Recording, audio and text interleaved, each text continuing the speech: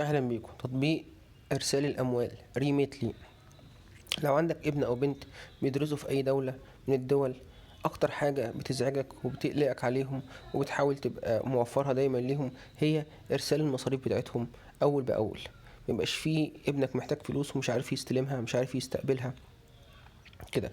ريميتلي بيبعت فلوس من اكتر من 120 دولة، من ضمنهم 17 دولة عربية. تقدر تستخدم ريميتلي في ارسال الاموال، والمتلقي اللي بيستلم الفلوس ما بيخصمش عليه اي فلوس.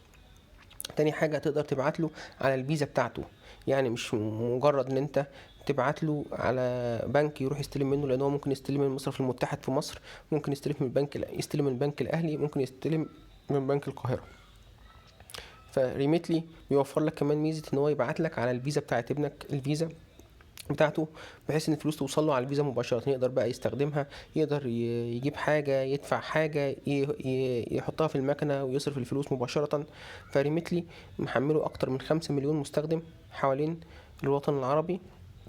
تقدر تحمله وتستفيد من ارسال المال بسرعة، وبيعرفك انت هتوصل الفلوس امتى للي انت باعت له الفلوس، ومفيش اي مصاريف مستخبية في ريميتلي. تقدر تستخدمه وانت مطمن.